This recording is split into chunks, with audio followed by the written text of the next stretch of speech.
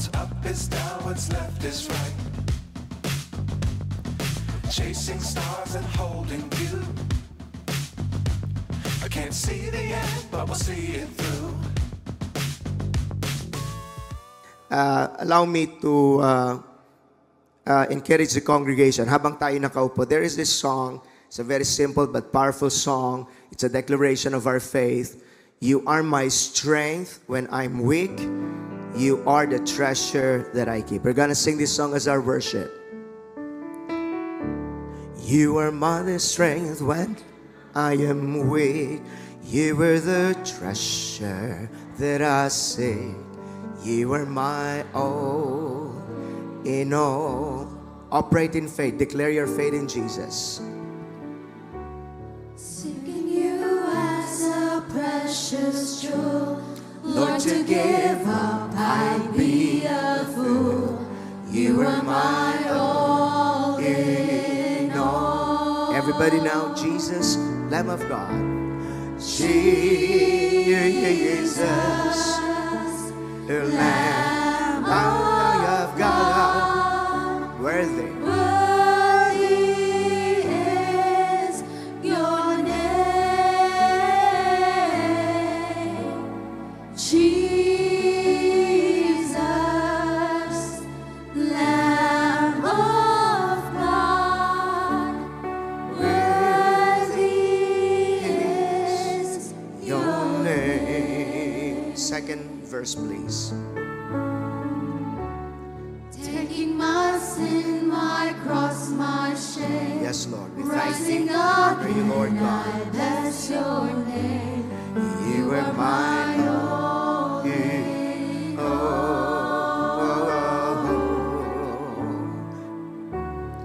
When I fall You down, pick me you pick me up.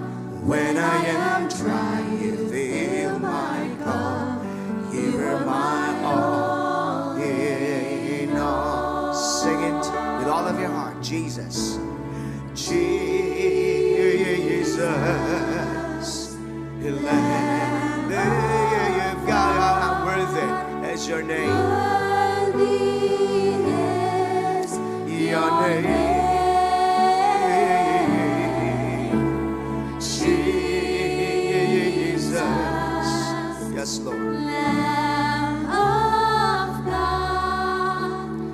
Worthy is your name. Worthy is your name.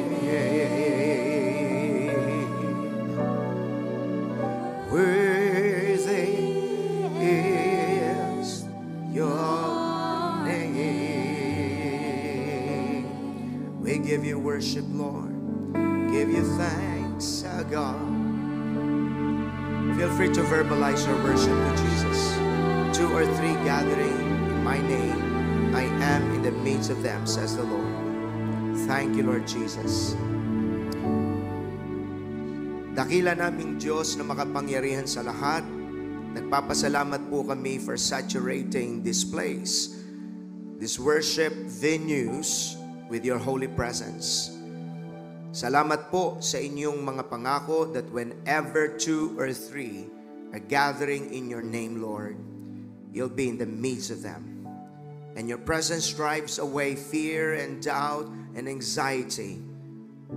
At nangako kang pupunuin niyo po ang aming puso ng inyong kapayapaan, ng iyong kagalakan, at ng iyong katiyakan. Sa lahat ng nag-ukol po ng panahon upang ikaw ay sambahin, sa unang linggo ng pagdaraos ng aming JIL Pampanga 40th anniversary, together with all of the chapters of this provincial chapter of your ministry, we thank you that those who honor you, you said you will honor them. Would you touch all of your people who are honoring you today? We love you and we thank you and we entrust you the remaining part of our sacred worship service bilang pagkilala namin sa kung sino ka po sa aming buhay. You are our mighty God. You are our healer. You are our deliverer. You are our miracle worker. You are our baptizer. You are our way maker. You are our everything in this life. We thank you, Lord, that revival is for your people, especially in these last days. Salamat po sa pangalan ng aming Panginoong Yesus. All will say, Amen and Amen. Minsan pa pong malakas na palakpak na papuri sa ating Panginoon. The value of one soul. I'll be preaching and sharing sa mensaheng ito ng ating Panginoon. So we believe that one of the manifestations of revival, pag sinabi pong revival, I've explained na kanina, no, dun po sa aking sa greetings namin ni Sister Lilian. Pag sinabing revival, it means pagpapanibagong sigla, pagpapanumbalik ng buhay. Kapag ang isang tao ay halos mawalan na ng ulirat, ay binibigyan ng resuscitation, first aid, para siya ay ma-revive. Huwag mawala ang kanyang buhay. Alam nyo bang that's a picture of many people today? Parang naghihingalo na. Yung bang parang isang pitik na lang ng trahedya sa buhay ay bibigay na. So, may mga relasyong naghihingalo na, kumbaga. And there are situations that are very hard that it's only the revival touch of God that can turn that situation around. So, ganun kahalaga ang pag-unawa po natin sa revival. Na totoo mahirap, totoo sabay-sabay ang mga hamon, pero huwag mong kakalimutan, may pangakong revival ang Diyos. Hindi ka mananatiling naghihingalo sa iyong finances, hindi ka mananatiling naghihingalo sa iyong sitwasyon. May Diyos na pwedeng pumasok sa eksena at bumisita sa eksena ng iyong buhay if you allow Him. So that's the thing that we've got to settle. So pagka po sinabing revival, it also speaks about renewed devotion to God. Pakibanggit po, renewed devotion. Big sabihin, hindi mo na tinitake ang Diyos for granted. Seryoso ka pag binanggit ang Diyos, pag binanggit ang mga bagay ukol sa Diyos, merong kataimtiman sa iyong puso.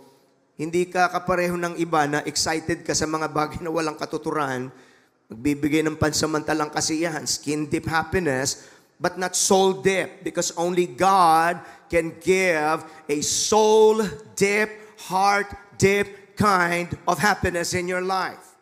So, may renewed devotion sa Diyos at sa kanyang kingdom purposes. So, this will involve passion to a life of consecration. Meron kang nasa para magbigay lugod sa Diyos, hindi lang sarili ang lagi mong gustong pagbigyang matuwa. Meron kang hunger sa presensya ng Panginoon. You see, if these elements are lacking, you don't have revival. So, passion for a life of consecration, hunger for God's presence, and listen, as well as passion to fulfill Christ's commission. Nagkakaroon ka ng ibang klaseng pagpapahalaga sa mga banal na tagubilin ng ating Panginoong Jesucristo. Nagkakaroon ka ng puso para sa mga bagay na mahalaga sa Diyos, mahalaga rin sila sa iyo. And that includes extending God's compassion for the salvation of the lost. In short, passion to win souls for Christ. Kasi po, ang ating unawa sa pagdiriwang ng anniversary, hindi lang yung tayo ay naglulundagan na masaya. Wala nang question naging mabuti ang Diyos sa atin. Pero ang maganda, bigyang tuwa natin ang puso ng Panginoon. And the Bible is very clear when it says, isang kaluluwa lang ang manumbalik sa Panginoon. Laksa-laksang anghel sa langit ang nagdiriwang. Gusto natin magkaroon ng celebration sa langit? Let's bring souls at the feet of Jesus by telling people, there is a God who loves you. Kapatid, kabalen, beshi, ano man ang tawag mo, huwag kang mawala ng pag-asa tulad ni Sister Charito. May cancer ka, may nangyari sa buhay mo, hindi kalooban ng Diyos manatili ka sa sadlak na kalagayan. So, it takes that simple effort that would bring so much joy to God. So, when revival hits, there is a burden to share the love of God. Alam niyo po kung bakit? Kasi tayo mismo naranasan natin yun eh.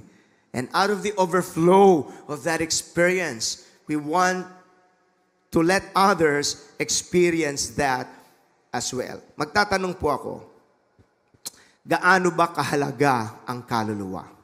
Because for all we know, settled na sa ating isip. Ang tao hindi lang ba sa katawang laging pinupulbo, inaayos ang kilay, ano man. And that's all okay. But we're not just all body. Meron tayong eternal part in us. Ecclesiastes chapter 3 verse 11.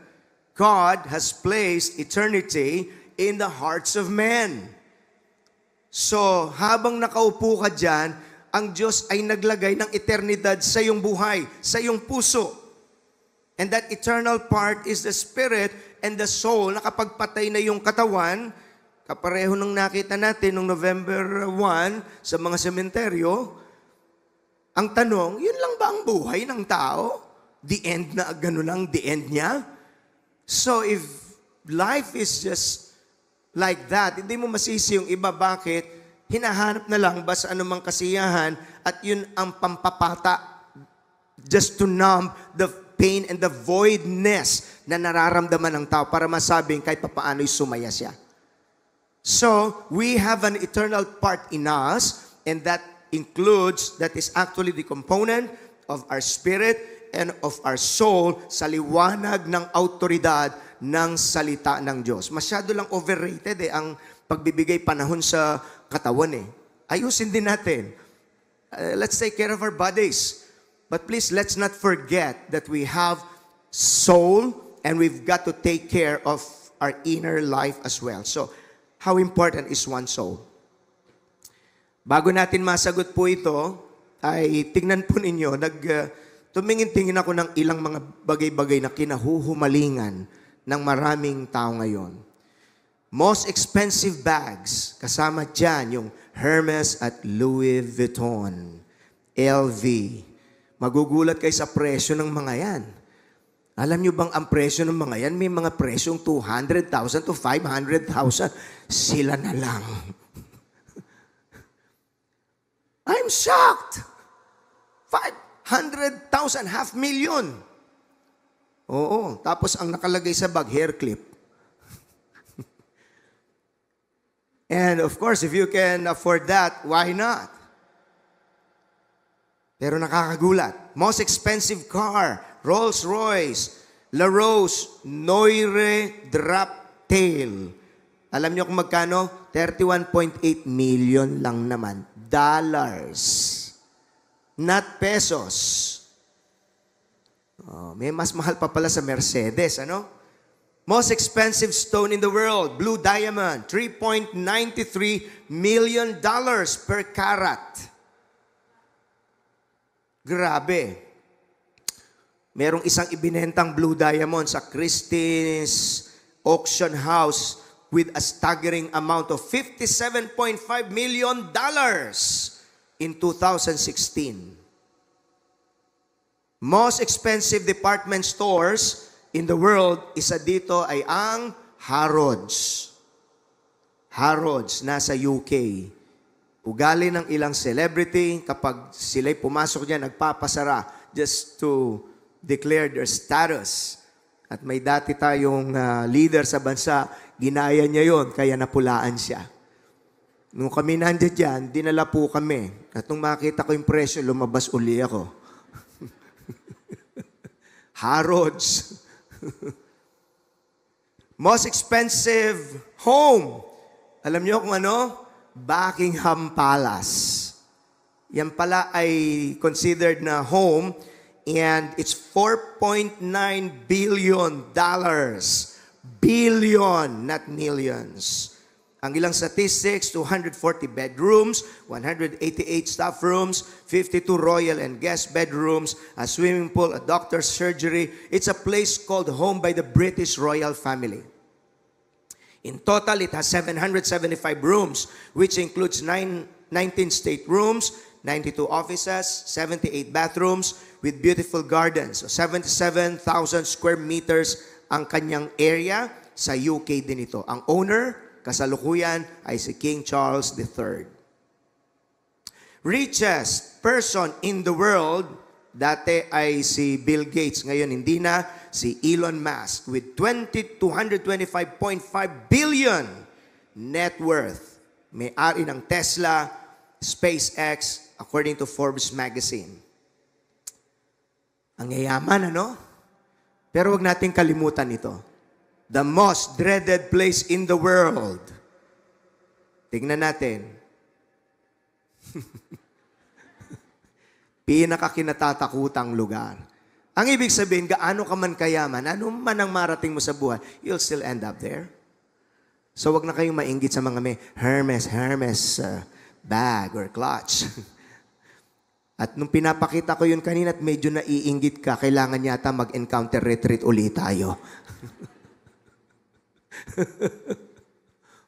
So these are bakit ba humaling na humaling ang tao sa mga bagay na ang daling mawala na para bagang yun ang buhay nila, yun ang kanilang kaligtasan when in fact, they're not. Dahil pag sinagot natin yung katanungan, gaano man nga ba kahalaga ang kaluluwa, the Lord Jesus Himself answered that question. Very clear in Mark 8:36. And what do you benefit if you gain the whole world but lose your own soul? Iyo lahat ang Hermes, LV, tumira ka sa pinakadakilang mga bahay, makapag around the world ka pa. Anong mapapala mo? Sabi ng Panginoong Jesucristo. Mapahamak naman ang iyong kaisa-isang kaluluwa. Maganda sa Tagalog, sapagkat ano ba ang mapapala ng isang tao? Makamtan man niya ang buong daigdig, ngunit mapapahamak naman ang kanyang sarili. Ano ba ang may babayad ng isang tao para mabawi niya ang kanyang buhay? And this is the very reason why the Great Commission is the most important mission entrusted by the Lord to the church, to every Christian. Sa mga nagsasabing ako'y Kristiyano o ako'y tagasunod ng Panginoong Jesucristo. Because you may have everything in this world, but if you miss this, you're lost forever. Kaya nakasanayan ng iba, ayaw pumupunta sa sementeryo. Kasi nare-remind ng tao, one day, you'll be there. All of us will end up somewhere. And praise God, because to the believer, our final home is not the funeral home. Our final home is with God in His heavenly place. Pero sa isang unbeliever na akala ang mundong ito ang kalahat-lahatan, pero nakakatakot sa kanyang sementeryo kasi isang araw, ay saan napupunta ang lahat-lahat ng kinahumalingan ko? Doon nagkakaroon ng realisasyon ang tao because if you have everything and death is the end of everything to you, then you lived a life of illusion. Luging-lugi ka, ang sabi ng ating Panginoong Jesucristo. At maraming tao hanggang ngayon ay bulag sa kanilang pagkaunawa. They think that this world is all that there is in life. Yung iba nga magnanakaw pa para magkaroon lang ng bag eh. Para magkaroon nito, mangsisira ng kaopisina para makuha lang isang. Because to them, this world is all that there is in life. Ganon ang kalagayan ng napakaraming mga tao. Praise God, before it's too late, nagpakilala po ang Panginoon sa atin dahil sa kanyang awat biyaya. Purihin ang Panginoon. Purihin ang Diyos. I hope na babasa natin ang ating mission, vision, and core values as a church. Mission is the reason why we exist as a church organization. It says to bring all peoples to the kingdom of the living God, regardless of race, status, beliefs, and religious affiliations, through the saving, healing, delivering, and transforming power of the Lord Jesus Christ. We are a church na hindi ritual-rituales kung napansin po ninyo. We're encouraging and we're helping God's people to live a dynamic life and a dynamic relationship with God. Sa mga JIL people, ang Diyos hindi lang basta kwento, ang Diyos ay nararanasan natin. Purihin ang Panginoon. He's a part of our daily life. And when you involve God sa iyong buhay, doon nagkakaroon ng sustansya. Ang buhay ngayon ay hindi na boring. Tama, may pagsubok. Tama, minsan may kinakaharap na mahihirap. But having that revelation in your mind, in your heart, na hindi ka mag-isang sumasagupa sa mga hamon sa buhay. Mayroon kang Diyos na ginapi pati ang kamatayan. Siya'y nabuhay na maguli. And that's what worship services are all about. It's a celebration that we worship a living Jesus. A Jesus who overcame death and who one day says sa kanyang pagbalik, this body will be transformed into a glorified body, pero mauuna yung mga namatay na kay Kristo. Gusto niyo ng first trip? First trip, yung namatay, yun ang priority. Kung loloobin ng Diyos, mukhang masarap yung rapture, ano? Bakit tanong lang yung katabi, pang-rapture ka ba o ano? So according to your faith, be it unto you. Vision, a glorious church evangelizing, discipling Filipinos and all peoples of the world through teaching, preaching, and living out the full gospel of the Lord Jesus Christ. Ito ang dahilan bakit kayong mga JIL, kapag kayo ay mag-preach, life group lang, 5 lang yung kausap, akala mo 1,000 ang kausap pag nag-preach. Ganun ka-passionate yung mga JIL preachers and life group leaders po natin. Because knowing this truth, hindi pwedeng hindi ka maging passionate. Hindi pwede. Our core values, passionate love for God, love and compassion for others, integrity, faithfulness, and excellence. So this is how serious we are bilang isa pong church family kapag ka sinabing Great Commission. Ang tawag dito, banal na tagubilin ng ating Panginoong Hesus sa lahat ng kanyang mga mananampalataya na bumubuo ng kanyang church. Pag sinabing church, it's from the Greek word ecclesia, to Greek words na pinagsama, ek meaning out and kaleo meaning to call. So pag sinabing church, these are the called out people of God. Tinawag mula po saan? Mula sa kadiliman. Dati ando dun ka. Normal sa'yo ang buhay na papunta sa kapahamakan. But you begin to understand the truth that this world is not all that there is in life. You begin to get serious with God. So, ikaw ngayon ay tinawag mula sa kadiliman at ikaw ngayon ay nasa kanyang kagilagilalas na kaliwanagan. At yung masasabi, masarap mabuhay na may relasyon sa Diyos. Purihin ang Panginoon. So this is now the big difference between just having a religion as opposed to having a vital, vibrant, day-to-day relationship with God. Sa relihiyon kasi usually naaalala lang ang Diyos kada linggo o kada very, very, very few times sa isang linggo. Sa isang Kristiyano hindi. Lagi mong naiisip ang Panginoon. Lagi kang sumasangguni sa Diyos. Kaya meron kang kakaibang lakas, hindi maintindihan. So, iba po kasi ang utos because let me emphasize that the Great Commission is not a great suggestion. It is a sacred command. Ang banal na tagubilin po ng ating Panginoon, hindi po yan suhestyon. Yan po ay utos, banal na utos at tagubilin ng ating Panginoon. Kapag kasuhestyon, pwede mong gawin, pwedeng hindi. Kapag utos, ito ay sinisikap mong matupad dahil utos ito ng iyong tagapagligtas na nagmahal sa iyo ng gayon na lamang. So it's not something that you will debate upon. It's just something of, do you really claim that you are a believer of Jesus? Because if you are a believer of Jesus, hindi ka mahihiya na ibahagi mo ang mensahe ng pag-ibig at pag-asa sa iba. Hindi ka mayabang, pero hindi ka arrogante, but you're not ashamed of your faith. Can we say an amen? What is to be ashamed by telling people, God loves you?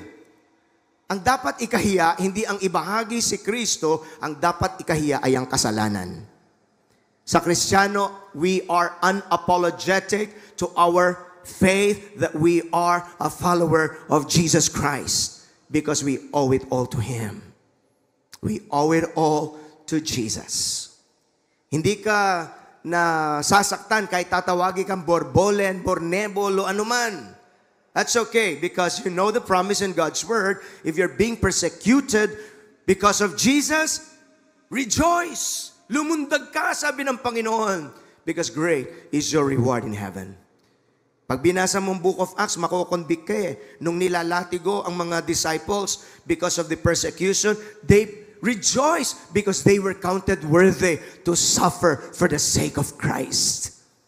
May galak pa nga sila kapag ka sila ay nape-persecute dahil sa kanilang pananampalataya sa ating Panginoong Jesucristo. So yung mga Kristiyano, especially in the early first 100 years and the early Christianity, ela po balat sibuyas. They're not arrogant, but they're not ashamed to share Jesus Christ. Can we say aloud, amen? Palakpakan po natin ang Lord Jesus.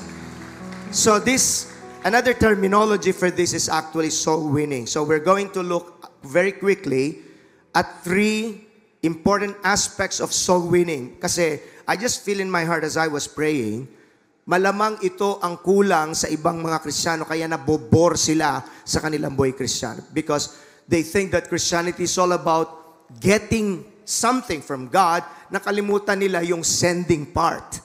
Nag-focus sila dun sa getting part. But they forget the sending part. Ang prayer nila puro, Lord, give me. Nakalimutan nila yung prayer na, Lord, send me. Ang buhay na makatuturan, hindi po siya nakasentro sa sarili. Humanap ka ng isang taong nakasentro sa sarili, it's the most miserable kind of life. Even sociologists and psychologists have discovered the happiest people are not necessarily those who have the most in life. Ang mga tunay pong masasayang tao, natuklasan, hindi naman yung may Hermes lang eh, o LV. Hindi. Yung mga tunay na masasayang tao are living what they call a transcendent life. Pag sinabi pong transcendent, they live beyond themselves. They just don't live for themselves. Because if you just live for yourself, makikita mo, you can have this, you can have that, pero malungkot ka pa rin.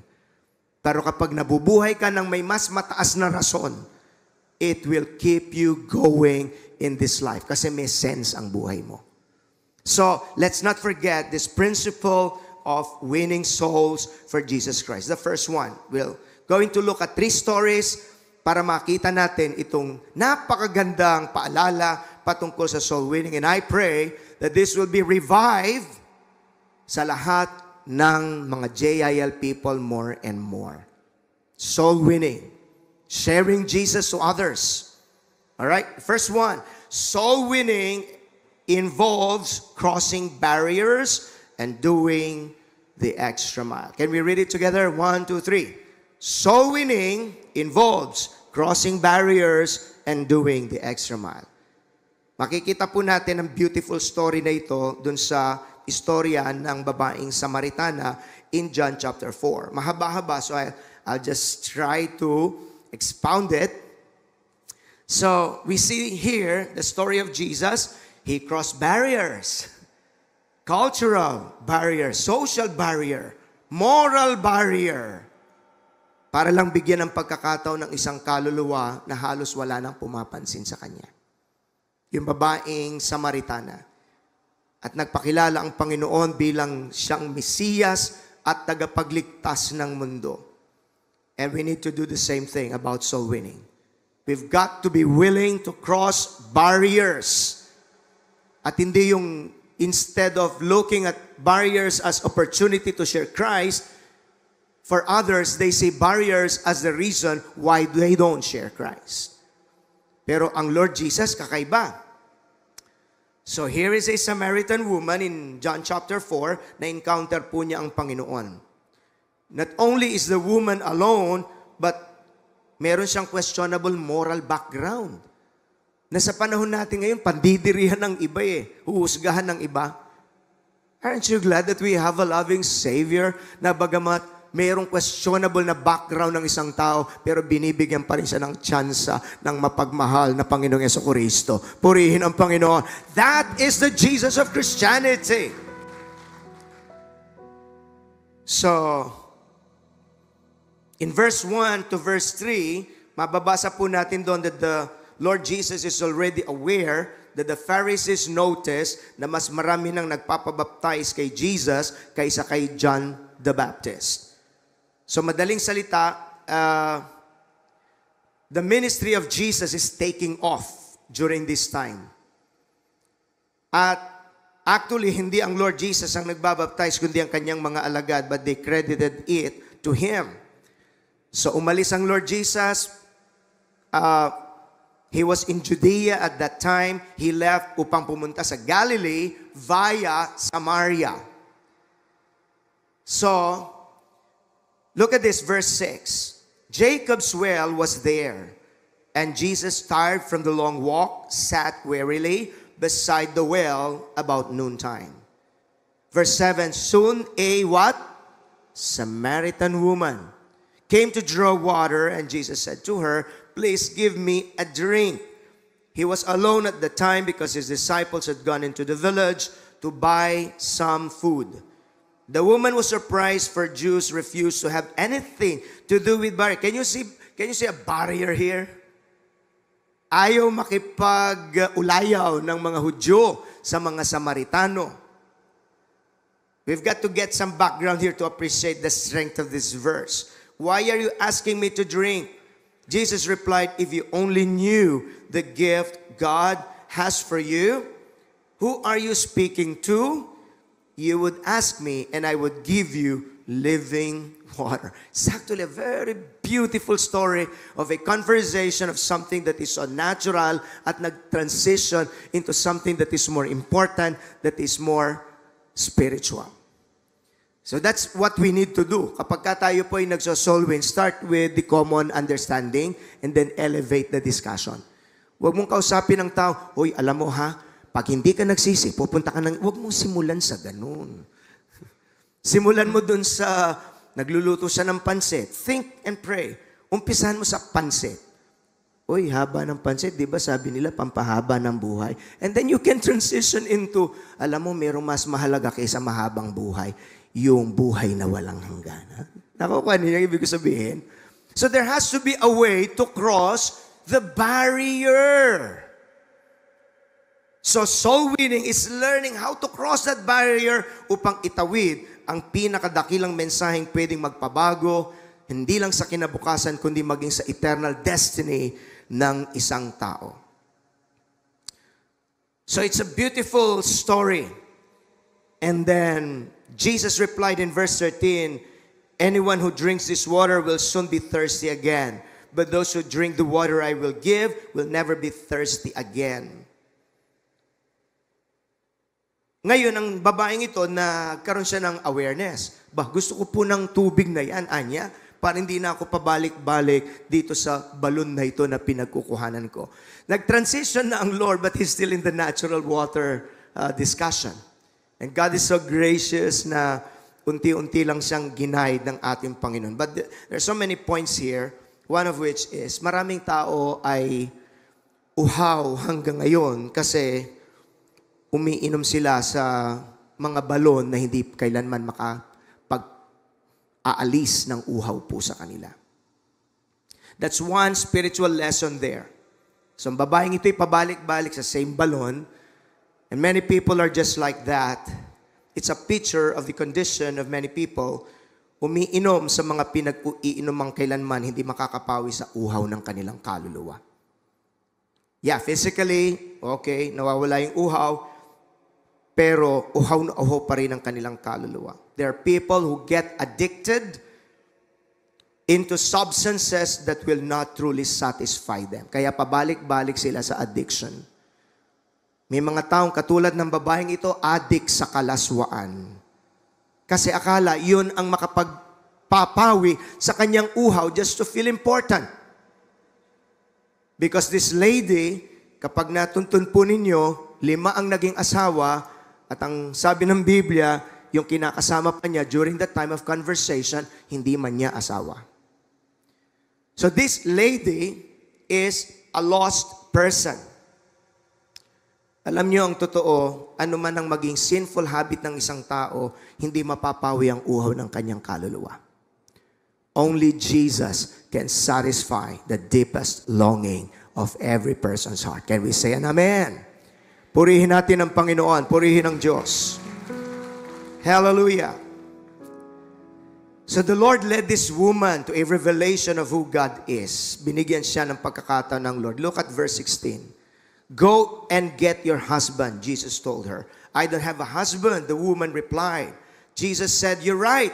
You don't have a husband, for you have 5 husbands. Nakalima. And you aren't even married to the man you're living with now. You certainly spoke the truth. Pero gusto ko pong mapansin po ninyo, ni hindi mo makikita ang Panginoon ditong kanyang pinagwikaan ang babaeng ito. He told the truth, but he is still so gentle. Ang punto dito, mga kapatid, ay ito. Sino ka man, ano man ang iyong nakaraan, ano man ang iyong kinasadlakan, the Lord Jesus is giving a chance to all people. Let's not deprive them of that chance. Amen? Let's share the gospel. Palapakan po natin ang Panginoon. Look at this, verse 25. The woman said, I know the Messiah is coming, the one who is called Christ. When he comes, he will explain everything to us. Then Jesus told her, nagpakilala na ang Lord Jesus, I am the Messiah. Naku, kung ikaw yung nasa ganung pagkakataon, palagay ko, slain ka agad. I am the Messiah. John chapter 4. It's a powerful encounter. So, pag binaybay pa natin, the Lord Jesus ay nagbigay sa kanya ng revelation that those who worship the Lord will worship Him in spirit and in truth. It's a beautiful revelation even of worship. That in worship, it's not about the place, it's about where you worship, but about who you worship. That in worship, it's not about the place where you worship, bagamat mahalagang worship place, pero mas mahalaga yung condition of the heart of the worshiper. Not the place of the worship, but the person that you worship. So, dito unti-unti nakapanumbalik ang babaeng ito. Ganun po ang Panginoon. Many people may not know their loss, but God is so gentle. He is so gracious. Gagamit siya ng Kristiyano, gagamit siya ng television station, gagamit siya ng social media, just to give chance to all people. Pero ang pinaka gustong kinakasangkapan ng Panginoon ay ang bibig ng Kristiyano with the gracious words of Jesus, telling people, kabalen, at intapang pag-asa, King Gino. So you don't have to wait for people to change before you come to them. No, Jesus came to this woman where she is at. Kaya nagkaroon ng genuine encounter, and then an entire village was impacted through the encounter of this woman. Kasi umuwi, pinagkukwento niya, nagbanal na marites siya, at ikinuwento niya ang karanasan niya sa Panginoon. Come and see the man who told me everything. Sabi niya. And this entire village was impacted. But notice how it started.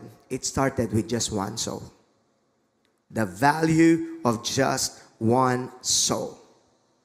Alam niyo po ang lesson dito, a life with a genuine encounter with God will have a powerful impact to other people. Positive impact. Kapag totoong na-encounter mo ang Lord Jesus, hindi pwedeng wala kang impact sa mga nakapaligid sa'yo.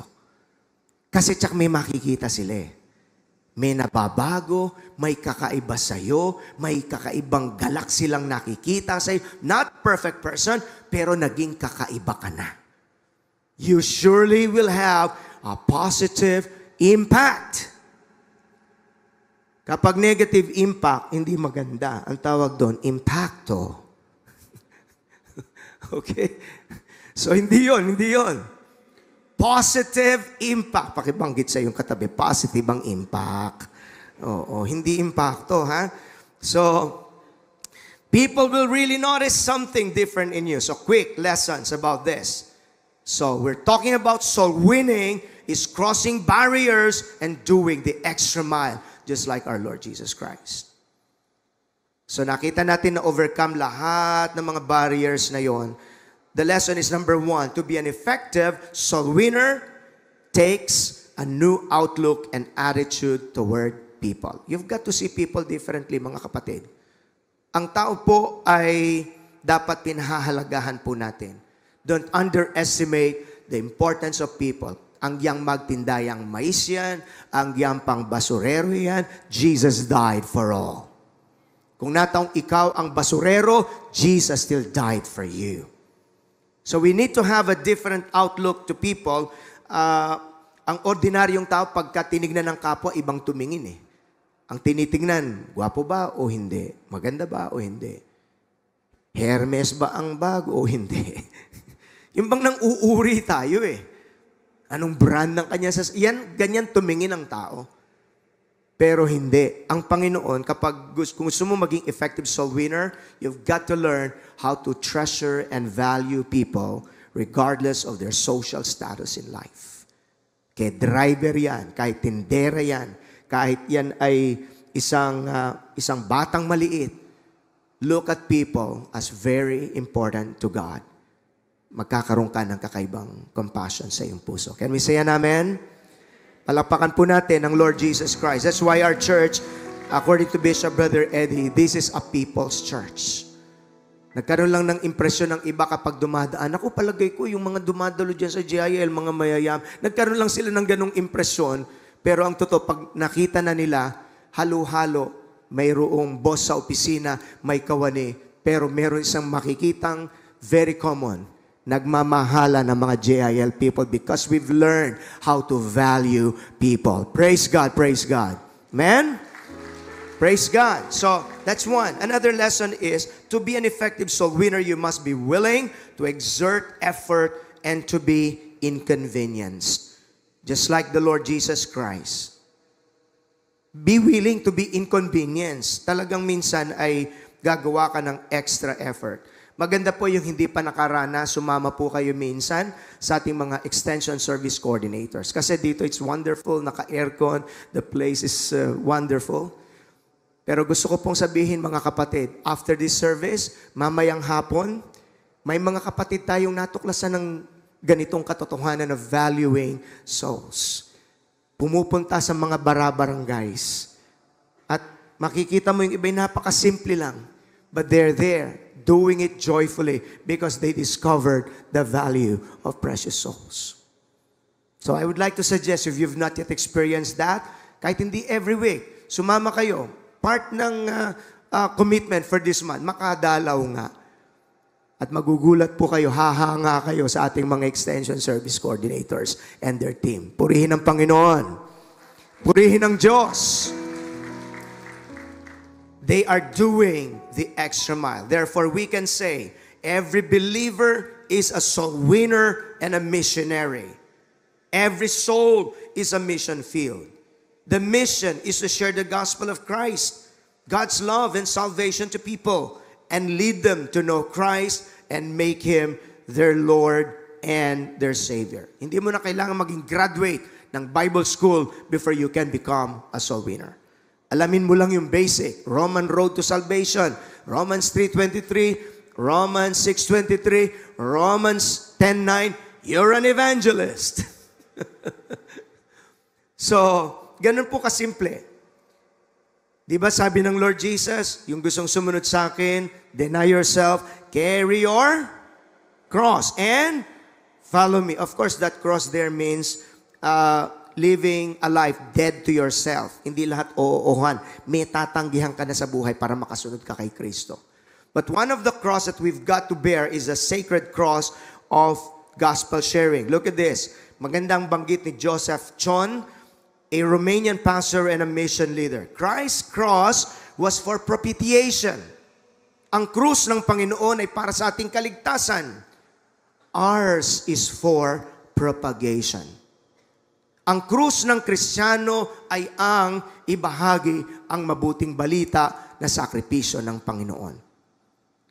So that's one of the sacred cross we need to bear in our lives. Bago kay Juana ng point 1, binigyang din ko ito, dadaanan ko yung second and third point. I praise God that somebody cared enough. A teacher, nung ako po'y na-born again, nakakilala sa Lord, nung ako'y estudyante pa lang. Fourth year high school, DAVCAT na ngayon ay DAVSU. Nagpapasalamat po ako at mayroong isang teacher doon na hindi niya ikinahiya ang gospel. Nagtuturo ng physics. At ang sabi niya, minsan 5 minutes bago magtuturo, share niya, kaya yung ibang kaklase ko pinagtatawanan, pati ako nagtatawa. Kaya artina naman yung teacher rin eh. And you know class, ganyan. Pero bandang dulo, tumatalab sa puso ko. And one day nag-announce, I would like to invite you, after the class, sanya, we are going to have a Bible study. So kung may time kayo, please come. And those who would come, ay iniisip ko to give them +5. Aba, yung mata ko biglang nagliwanag. Kahirap ng kanyang turo, physics. And so because of the power of +5, I was there.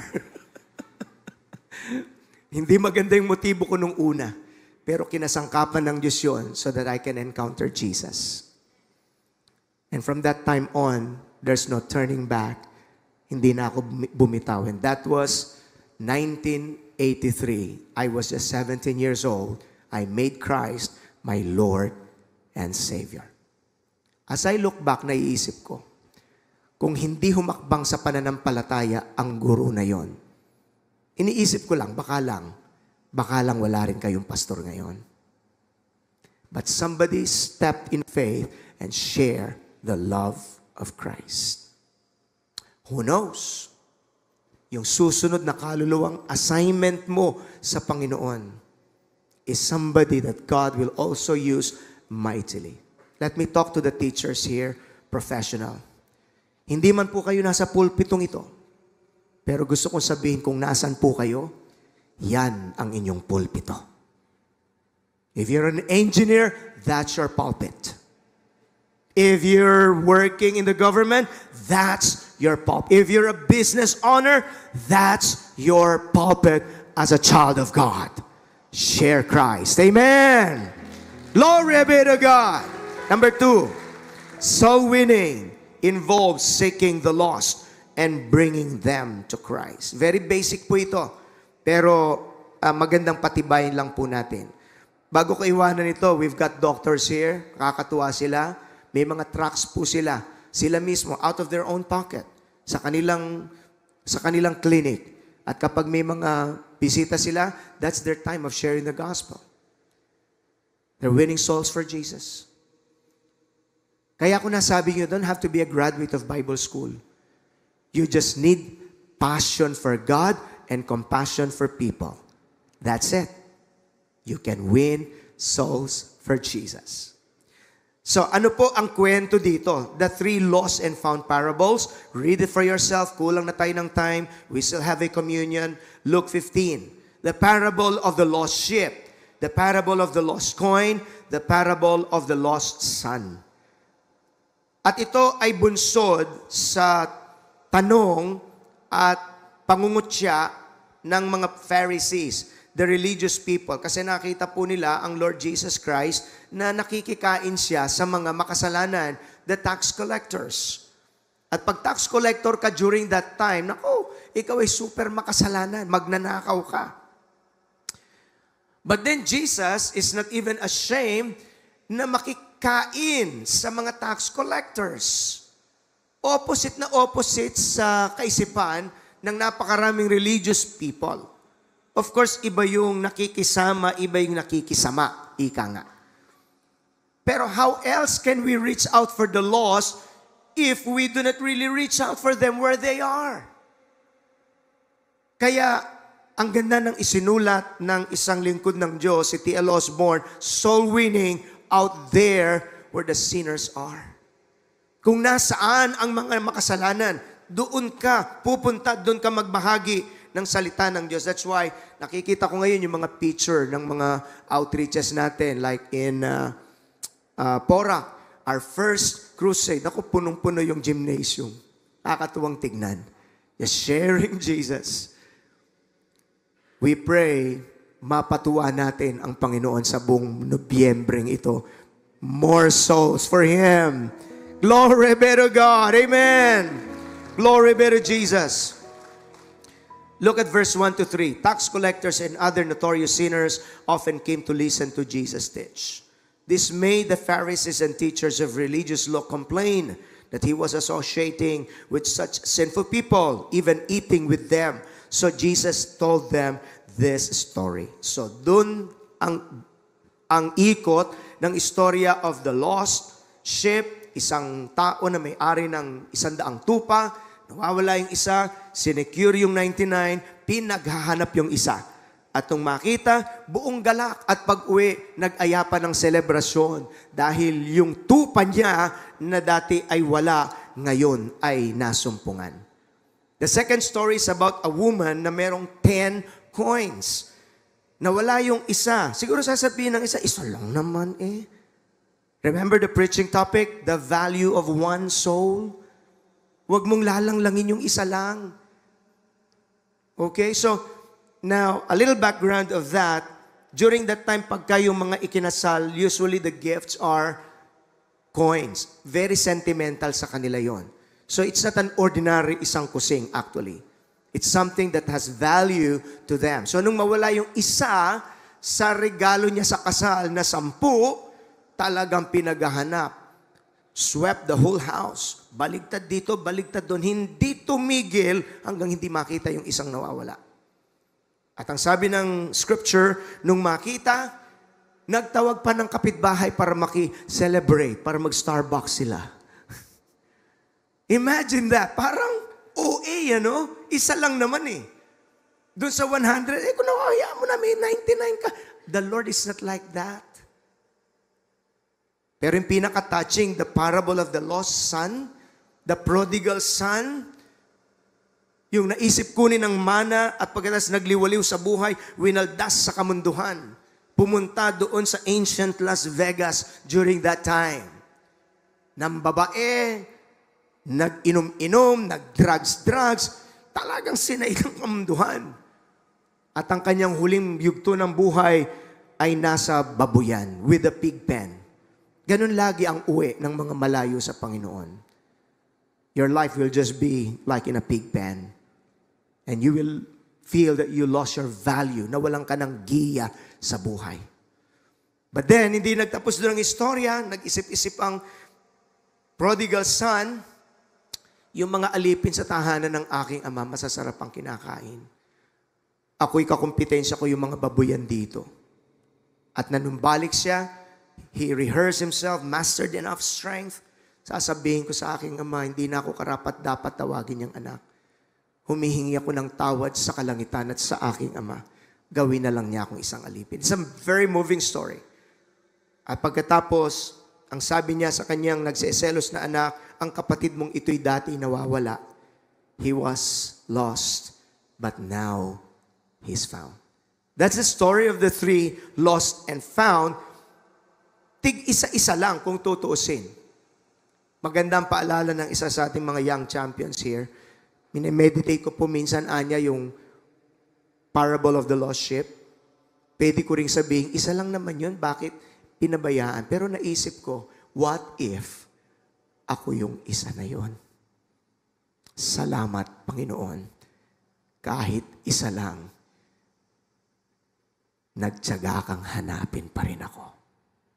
Let us value even one soul. Palapakan po natin ang Panginoon. That's true. So, some lessons. We need to understand the true condition of people that they are lost. If you will notice, the 3 parables goes like this. People are lost by default. That's the parable of the lost coin. Wala namang isip ang coin eh. Nawala siya. Probably because of, hindi naman sinasadya ng may-ari. But that tells us we are lost by default. We are all sinners because we are part of the fallen race, Adam. So we're all lost, actually. The second is people are lost through careless living. Yan ang makikita natin sa parable of the lost sheep. Ang mga taong nawawala kasi careless po sila kung sila ay mabuhay. And that can happen to anybody. Yung iba ay lost because of their own dream, nakalimot sa Diyos. Others are lost because they're just wanting their own happiness. Unknown to them, wala silang kaligtasan. They think God carelessly, about God carelessly. Hindi totoong iniisip ang Diyos. So they're mindless, they're careless, they're thoughtless. Instead of understanding what the Lord wants, they do the opposite. They just think of what they want regardless of kung ito'y gusto ng Diyos o hindi. Careless mabuhay. Careless sa pakikipagrelasyon. Careless sa mga habits. Careless sa mga pinanonood. People are lost because of careless living. Kapag ka po ang tao'y nakalimot sa Diyos, ang tawag sa Kanya, tupang ligaw. Look at Isaiah 53:6. All of us like sheep have strayed away. We have left God's paths to follow our own. Lumisan tayo sa daan ng Diyos. At ang tinutuntun daw po natin ay ang sarili nating daan. Yet the Lord laid on Him the sins of us all. Isaiah 53 verse 6. Kaya maging maingat po tayo. Huwag po tayong karaka-raka. Maging maingat sa pagpasok sa relasyon sa mga kabataan. Yung iba walang ingat sa buhay ng moralidad. Yung iba'y walang ingat at madaling mapatangay sa impluwensya ng barkada, kaibigan. Nalihis ang direksyon sa buhay. Kung ano yung uso, we can be lost because of carelessness. Sasakyan man, kapag kapo hindi natin ginagamit ng tama at hindi mo ginagamit ang brake at manibela, babanggayan. So people are lost by default, we're lost by carelessness, and people are lost by choice because of disobedience and rebellion against God. That's the parable of the lost son. Yan ang kalagayan ng tao. Pasaway, kumbaga. Ang uwi, babuyan. But then God is saying, huwag kang manatili sa buhay na ligaw. May kapatawaran sa kanila na nanunumbalik sa ating Panginoon. Look at this, Ephesians 2 verse 1 to 4. Nung unay patay kayo dahil sa inyong mga pagsuway at mga kasalanan. Sinusunod ninyo noon ang masamang takbo ng mundong ito at napailalim kayo sa prinsipe ng kasamaan. Ang espiritong nag-ahari sa mga taong ayaw pasakop sa Diyos. Ang totoo'y tayong lahat ay dati ring namumuhay ayon sa ating laman at sumusunod sa masamang hilig ng katawan at pag-iisip. Kaya't sa ating likas na kalagayan, kabilang tayo sa mga taong kinapopuotan ng Diyos. Buti na lang may verse 4. Subalit, napakasagana ng habag ng Diyos at napakadakila ng pag-ibig niya sa atin. Can we say an amen? Glory be to God. Glory be to God. Amen. So we need to understand and develop in us the compassion of the Lord for perishing souls. Una ay makita ang kondisyon ng tao. Ikalawa, i-develop po natin ang maging maawain po tayo sa ating kapwa. And it really touches the heart of God if minsan-minsan ay sumisilip ka sa iyong paligid at kung may nangangailangan at nasa kapasidad ka, tumulong ka. You will really feel good. You've heard me say, when you do good, you feel good. Because that is what God created you to do good. Hindi para gumawa ng masama, kundi para gumawa po tayo ng kabutihan. So sa mga strategies that we have launched actually for this year, we are reviving them, the EOR5. Each one reach 5. It's not a big ask, it's a simple ask. Let's participate. Maglista-lista ka. 5 but not limited to 5. Unahin mo ang pamilya mo. Kapitbahay. Pinagpipray mo sila. Mag-pray ka how you can do good to them. The spiritual part of this is invest goodness. Yung galing talaga sa puso. And then, invite. Invest, and then invite. We pray, we care, and then we share. Magpe-pray tayo sa kanila, pagpapakitaan natin sila ng kabutihang loob, and then, let's share the gospel to them. Let's use social media. And by doing so, we're crossing barriers. We're telling Jesus, Lord, ako nga iniligtas mo kahit hindi karapat-dapat. Kasangkapanin mo ko pang magbigay pag-asa din sa iba. Purihin ang Diyos. Amen! Hallelujah! Luke 19:10, for the Son of Man came to seek and save the lost. Maganda ang banggit ni T.L. Osborne. Let the cross be raised again at the center of the marketplace as well as in the steeple of the church. Jesus was not crucified in a cathedral between two candles, but on a cross between two thieves on the town heap at the crossroad. Very powerful. Why are you not sharing the gospel? Alam niyo pong dahilan ng iba, I'm busy. Pero pag tinignan mo, busy sa kakapanood ng Netflix. Busy sa social media. Busy sa computer game. At yun ang umangat-ngat sa lahat ng kanilang oras. So, intentionally carve out time. Kahit konting panahon. Ibaling natin sa pagbabahagi ng compassion ng ating Panginoon. Napansin ko lang, kapag kapong Kristiyano na wala na ang compassion sa atin, alam niyo mangyayari? Mauuwi na lang siya sa pasosi-sosi, pagimik-gimik, pagpapabilib sa kung sino man, napupurihin siya ngayon pero bukas kakalimutan siya. Busy sa pagpapalapad sa kanyang fan base, sa kanyang social media. Nakalimutang pabilibin ang ating Panginoon. This month of November, let me encourage the congregation intentionally. Let's participate. EOR5, maglista, magpray. Ito man lang ay masabi kong paraan ko po ng pasasalamat, hindi mo ko kinalimutan, Panginoon. Start with your own loved ones, relatives, and then people around you, office mates, schoolmates. And you'll sense na galak ang puso mo. Lord, kahit ganito lang po pala ako, pwede mo pala akong magamit para sa iyong kapurihan. Palakpakan po natin ang Panginoong Diyos. Okay? So, hindi na pinalabas yung strategies kanina, but it will be posted sa Facebook private group po natin. Make sure that you're a part of that. So, we have EOR5, AAK, Bless a Family Program, and so forth. The last one. So, we have the first one, soul winning involves crossing barriers and doing the extra mile. Soul winning involves seeking the lost and bringing them to Christ. The last one, and we end, soul winning is allowing other people to hear, you matter to God. Beautiful.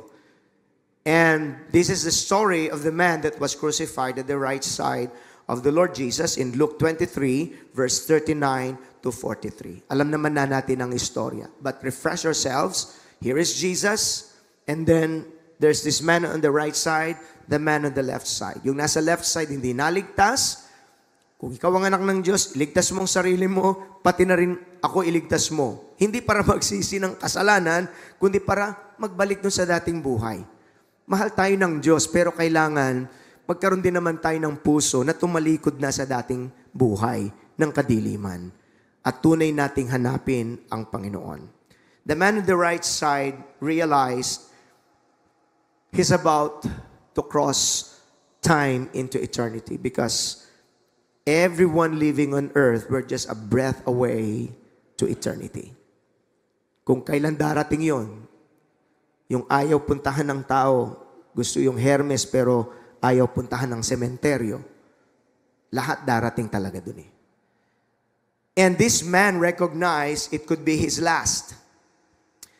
So, ang sabi niya, dito po sa verse 40, but the other criminal protested, don't you fear God even when you have been sentenced to die? We deserve to die for our crimes. But this man has not done anything wrong. Then he said, Jesus, remember me, Lord, when you come into your kingdom. Sa ibang salin, Lord, remember me when you come into your kingdom. Jesus replied, I assure you today, you will be with me in paradise. It's just like, itong taong na ito, parang ang tanong niya, Lord, does somebody like me still matter to you? Yung bang tulad ko pong kriminal, patapon na, may puwang pa po ba ako sa puso mo, Panginoon? And you'll be amazed with the answer of Jesus. Pwedeng itanong yun ang drug addict, Lord, drug addict po ako. May saysay pa po ba ako sa iyo? Lord, naging immoral ang buhay ko. May saysay pa po ba ako sa iyo? The answer of Jesus, today you'll be with me in paradise, is like Jesus saying, you matter to me. I value you. Pakibanggit sa iyong katabi, may halaga tayo sa Diyos. Palakpakan po natin ang Panginoon. Tatayo tayo sa presensya ng Panginoon. Mapalad po yung mga napunta sa langit dahil ligtas sila. Pero gusto kong idagdag, mas mapalad yung napunta ka sa langit at natulungan mo rin ang iba na makilala ang Panginoong Jesucristo. Huwag manatili ang kaligtasan lamang sa atin. The early church, magugulat ka, because they penetrated the whole world, they became a witness. Their assignments seemed to be geographically impossible. During that time, most people still believed the world is flat. Pero hindi naging hadlang yun para hindi po nila i-share si Jesus. Ang assignment po nila appeared to be physically impossible. Wala naman silang eroplano during that time. Wala pa silang mga sasakyan. Walang radyo, walang telebisyon, walang printing press. Walang internet. Or any modern means at their disposal for communicating the gospel. That's the early church. Their assignments seemed to be legally impossible during that time. Pinagbabawal nga ang pangangaral sa pangalan ng Panginoon. But nobody can stop them. Ang taong naintindihang totoo ang eternidad, hindi na matatakot kahit sa kamatayan yan. It seems socially impossible. After all, sino ang makikinig sa kanila ng mga scrubby Galileans? Void of culture, void of class. It seems nobody will hear them. Yet, people did listen. Sila'y naging powerful witnesses through the Holy Spirit. Listen to this. They did so much with so little, and we in our times seem to do so little with so much. If you're a teacher, a doctor, or a professor, businessman, whatever you are, I pray today na muli nating marinig ang tinig ng Panginoon sa sagradong misyon na ito. Hindi ko ikakahiyang ibahagi ang pag-ibig ni Kristo. Purihin ang Panginoon. Hallelujah! What is it that the early church has that the modern church is lacking? May sound system tayo at lahat. May internet at lahat. Nakita kong minsan kulang kapag nagkukulang ng passion sa Diyos, compassion sa kaluluwa, at kapangyarihan ng Santong Espiritu. These three ingredients: passion for God, compassion for the lost, and the power of the Holy Spirit. Acts 1:8. You shall be my witnesses after that the Holy Ghost is come upon you. We need to pray for the revival move of God in our hearts and in our minds. By faith, I believe one of the prophetic words today in these last days is this. Listen, God is raising up anointed soul winners during our time. They will not be ashamed of Christ. They will be filled with the power of the Holy Spirit. They will be filled with compassion.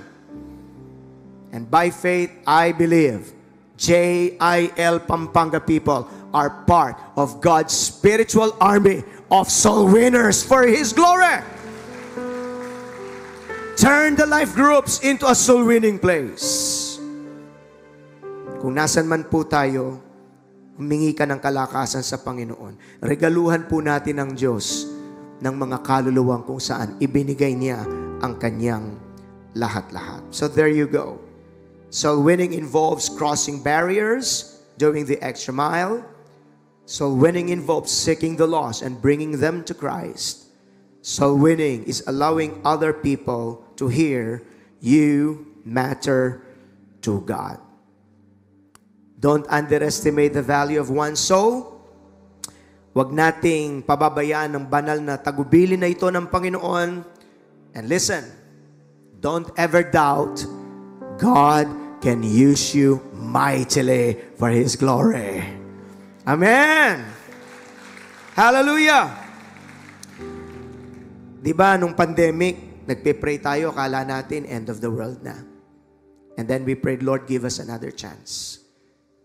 And we will share the gospel. God answered our prayers. Halos wala. Tapos ng pandemic basically. Let's show to Jesus, totoo ang ating pangako po sa Kanya. Balikan ko lang yung tanong kanina, ano ang presyo mo? Ano ang presyo ng kaluluwa? Matutunaw ang puso mo kapag nakita mong sobra ang presyo mo. Look at this in 1 Peter. And remember that the Heavenly Father to whom you pray has no favorites. He will judge or reward you according to what you do. So you must live in reverent fear of Him during your time here as what? Temporary residents. One day, pupunta rin tayo sa sementeryo. For you know that God paid a ransom to save you from the empty life you inherited from your ancestors. And it was not paid with mere gold or silver, not just Hermes, not just LV, not just blue diamond, which lose their value. Nangawalan ng halaga yan. It was the precious blood of Christ, the sinless, spotless Lamb of God.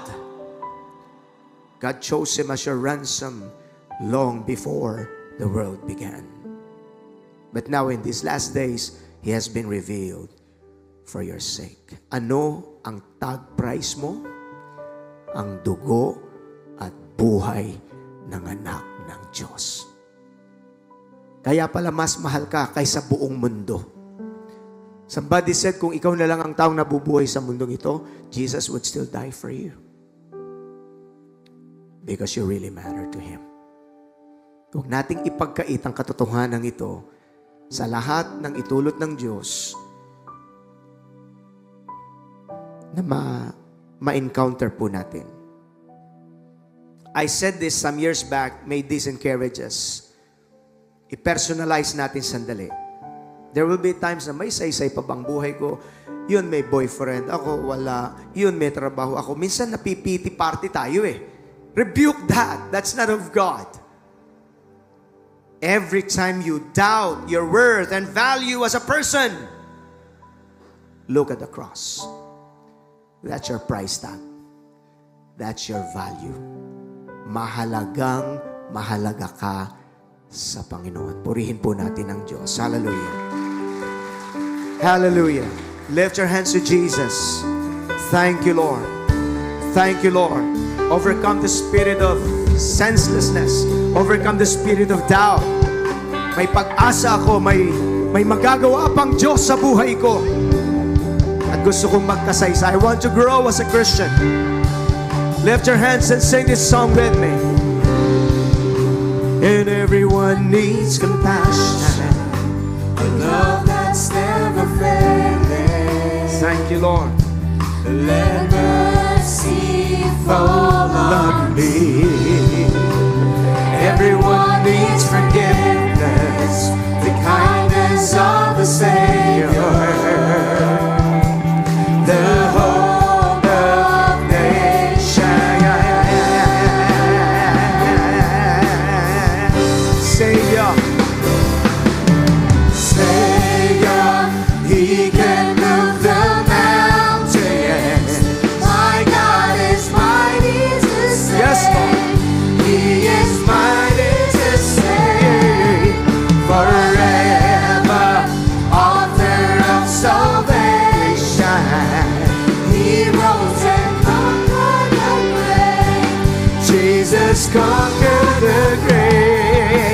Shine your light. Shine your light. Let the whole world Let's shine Jesus to the world. Amen. sing it. For the glory of the risen King. Jesus. Shine your light and let the whole world sing. Kabalaya sadre belalaya seya. For the glory of the risen King. Oh yes, Lord. Oh yes, Lord. Feel free to worship the Lord for a while. He's our mighty Savior. He can move the mountains. He's a living God. Kaya pa rin niyang maghimpala. Kaya niyang kumilos. Activate your faith. Sharabakatalabahaya. Thank you, Lord Jesus. Thank you, Lord Jesus. Kahit po tayo ay naging mananampalataya na, there will still be times na atakihin ka ng pagdududa, iba't ibang works of the enemy, because totoo ang spiritual realm. May spiritual warfare talaga. But you see, every time you are reminded of this powerful truth, kumakaripas ng takbo ang kaaway. Muling nabubuo ang kalakasan sa iyong puso't pananampalataya. Kapag feeling mo parang ang daluyong ng mga suliranin sabay-sabay, look at the cross. That is how much the Lord is willing to fight for your salvation, to fight for your healing, to fight for your future and for your eternity. Lalakas ang iyong pananampalataya. May saysay ang buhay mo. Higit na mahalaga sa pinagsama-samang yaman ng mundong ito. Mawawala ang iyong awa sa iyong sarili. Makakalaban ka sa pananampalataya. Today, let me speak to those who came here with a heavy heart. Hindi nagbabago ang pagmamahal at pagpapahalaga ng Diyos sa buhay mo. He will help you in that problem. He will help you in that difficult situation. He can move the mountains. I want you to please exercise your faith. Put your faith in Jesus Christ. But Pastor, I'm not worthy. Nobody is worthy. Kaya nga, importante ang paglapit sa Panginoon. And when you do that, He will move on your behalf. Hindi nagbabago ang kanyang pagmamahal sa iyo. Tutulungan kanya, kapatid. Would you follow this simple prayer? Lord Jesus Christ, narinig ko po ang iyong salita. Maraming salamat po sa iyong pagbibigay pahalaga sa aking buhay. Di man karapat dapat. Niligtas mo ko, Panginoon, sa magitan ng iyong pagdurusa sa krus ng Kalbaryo upang ako'y maligtas mula sa tiyak na kapahamakan. Salamat sa iyong pag-ibig na gayon na lamang. I bow my heart to you, Lord. I surrender my life to you, Lord Jesus. I thank you that through Jesus, I can be saved. I can have eternal life. The mountains can be removed. Today, I declare my faith in Jesus. Marami pong salamat sa aking kaligtasan sa buhay na walang hanggan. Lalaban nga po ako sa laban ng pananampalataya. I have a God who is mighty to save, who can move my mountains. Today, I prophetically declare, I have the victory. In the name of Jesus. Purihin po natin ang Panginoon. Yes, Lord. Hallelujah. Lord, as your people declare you as their Lord and Savior today, let the benefits of Calvary flow. Let it blast every demonic force in Jesus' name. Even the demon spirit of fear and doubt and depression, we cast it out in Jesus' name. Bless the elements, ang mga tinapay po na simbolo ng iyong katawang nabayubay sa krus ng Kalbaryo, the fruit of the vine, simbolo ng iyong banal na dugo na dumaloy sa krus ng Kalbaryo pang kami malinis at mapatawad sa aming mga kasalanan. The moment na ito'y matanggap ng iyong mga anak, we claim the benefits of Calvary. Come on, people of the Lord, exercise your faith. We are claiming the benefits of Calvary. Demons are defeated in the name of Jesus. Oh, blessing is flowing. Salamat, salamat po sa pangalan ng aming Panginoong Jesucristo. All of us will say, Amen and Amen. Habang dinidistribute po ang mga elements, you can be seated. We can sing the same song. Savior, you can move the mountains. He can move the mountain. My God is mighty to save. He is mighty to save. Forever, author of salvation. He rose and conquered the grave. Jesus conquered the Savior. grave. Oh, Savior, He can move the mountains. We believe, Lord, for your miracles today. Is mighty to save. He is mighty to save.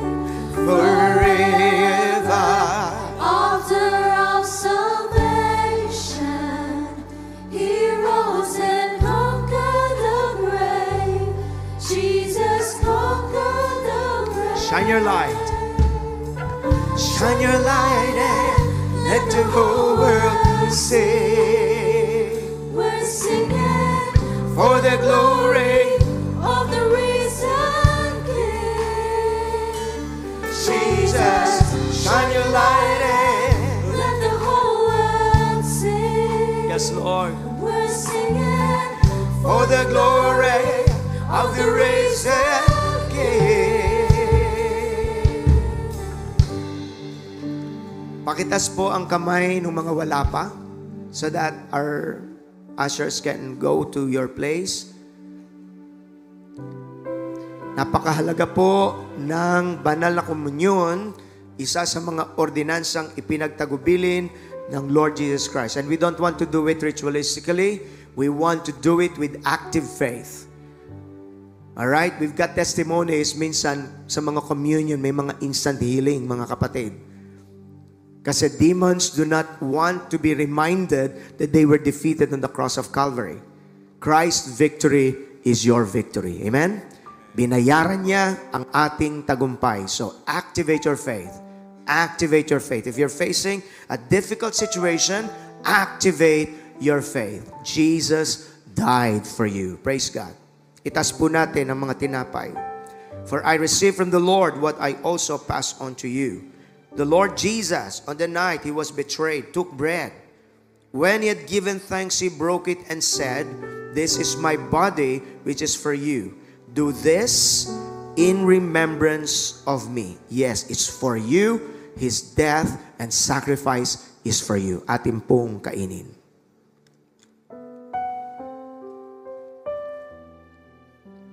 Itaas din po natin ang mga saro. In the same way, after supper, He took the cup, saying, "This cup is the new covenant in my blood. Do this whenever you drink it in remembrance of me. For whenever you eat this bread and drink this cup, you proclaim the Lord's death until He comes." Atin pong inumin.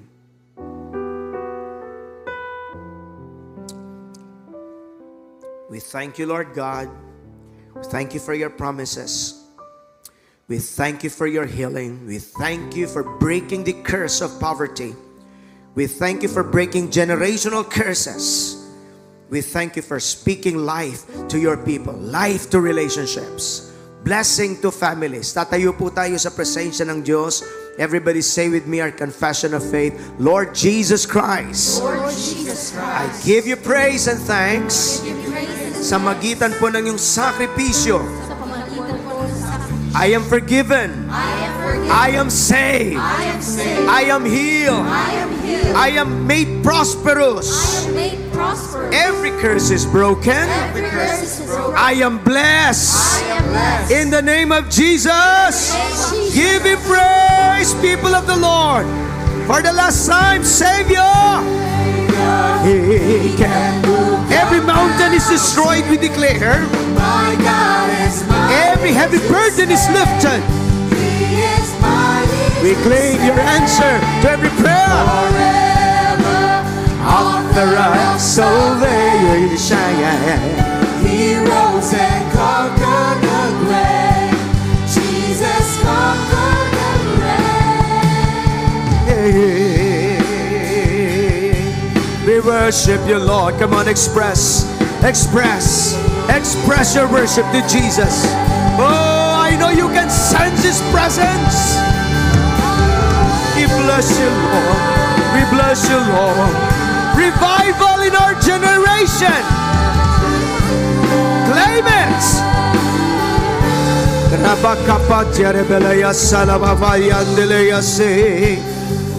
You see, I can sense His mighty anointing. Maging kayo po na nasa mga overflow spaces. Believe by faith, generational curses are broken. That's one of your inheritance. You are a victorious child of God. Ang iyong kinakaharap na yan, binibigyan ka ng tagumpay ng ating Panginoon. If you believe that to be so, give Him praise. Hallelujah! Yes, Lord! Stretch your hands, please. Dito po sa prayer request box. Salamat po sa inyong pagsama sa aming worship service. You are raising up anointed soul winners, Lord. Victorious people of God.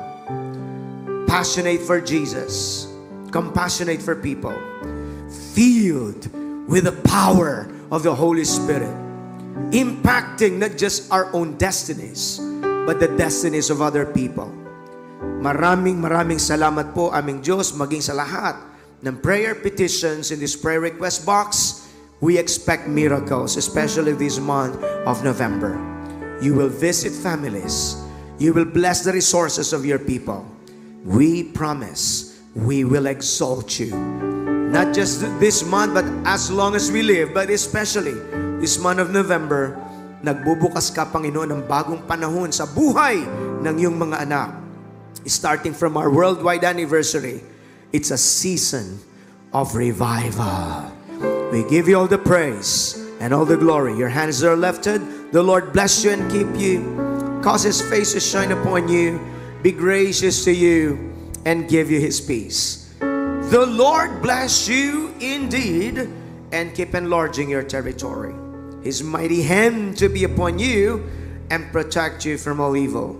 The love of the Father, the grace of our dear Lord and Savior Jesus, the sweet fellowship of the precious Holy Spirit be upon us all, now and forever. And all will say, Amen and Amen.